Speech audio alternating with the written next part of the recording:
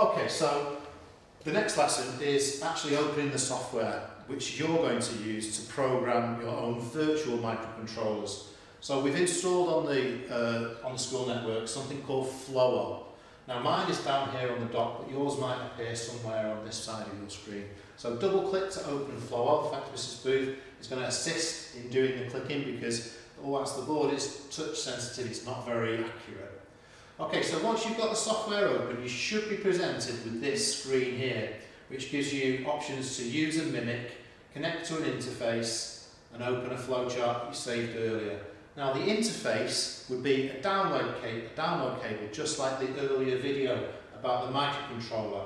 Now we're not going to use that, but we will be using a mimic. Okay, so we're going to click on use a mimic. Now mimics are what the software uses as virtual representations of an event or an occurrence. In this case, we can see the mimics we've got range from simple ones in the top left, like zebra crossings, down to train set 2, which is one of the most complex virtual scenarios that you can learn to program. We're not going to start with zebra crossing because it's even a bit too simple. We're going to start with crossing patrol. So double click on crossing patrol and you're presented with this quite familiar image.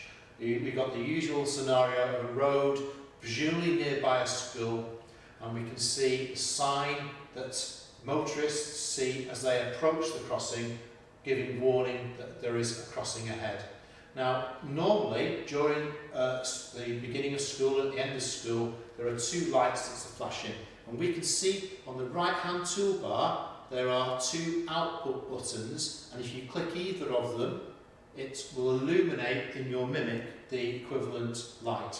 So you click either or, and they can both be on at the same time, or they can both be on or off. And clicking on those allows you to turn the various outputs on. Now we've only got the two outputs in this mimic, the top light and the bottom light. Now if you've ever watched one of these, you will realise that an actual crossing patrol, the lights alternate between top and bottom. So we need to replicate that with a simple flowchart. Now flowchart, the symbols are found down the left-hand toolbar. Okay, and the symbols that we can access are given to us automatically depending which mimic we've opened. So it should introduce us to the various tools in a kind of progressive and easy to follow method. So we use a system called drag and drop to get our symbols on screen. Now the first symbol for every flowchart is the same. It must begin with this lozenge shape, and once we've dragged and placed that somewhere at the top left-hand corner of your screen, you open this automatic box, which gives us three options: start, stop, and sub. Now we'll get to those others, stop and sub, later in the lessons. So to begin with, click start, and it will automatically put start in that lozenge for you. All flowcharts need to begin with that symbol, with that word in it. Now the next thing we need to tell the program to do is to turn one of the outputs on, and you do that with the second symbol down, a parallelogram. Now if you place it directly under start, it will automatically connect for you. If you manage to place it a bit too far down below, you could perhaps undo Mrs. Booth. If you go too far below, it won't automatically wire it up, and you would need to manually do it with the black arrow. Click in start, then click in the parallelogram. It's easier if you get the hang of it just to place it in the directly underneath, but you need to know how to do manual wiring as well. Okay, so the outputs box opens this, and we have options now to turn the top light or the bottom light either on or off. And you can click in those buttons, and you can also do two options at the same time. So you can have one light turning on and the alternative light turning off. So once you've chosen what you want to occur on and off, then you click OK, and it will transfer your command into the parallelogram, into the output box. Okay, so we turned the top light on and the bottom light off.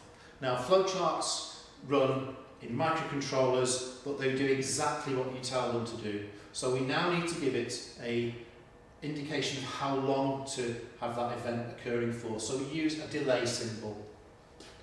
The delay symbol is always in seconds, and a reasonable amount of time for a flash is actually quite short. So we would say decimal 2. So that's 0.2, okay. And that will put in a delay of 0.2 of a second. Any longer than that, and it just looks too long. Now Mrs. Booth hasn't automatically connected, so she's going to click in the box above and below to draw that connection in. So we turn the top light on, the bottom light off, and we've asked it to wait for 0.2 of a second. So now we need to swap those two conditions over.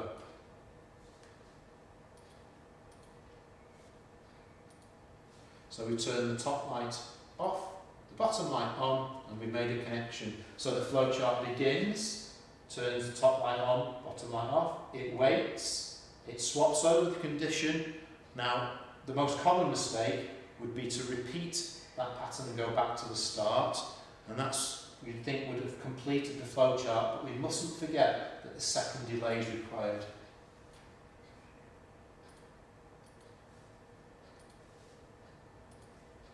Now, to get back to the start, we call this a return or a loop. We need to click in the final delay and then back to the start for your last click.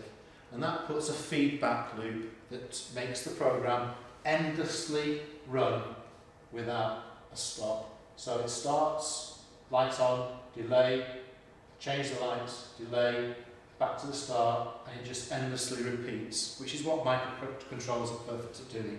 To see the result on the Mimic, you need to press the play or run button bottom left.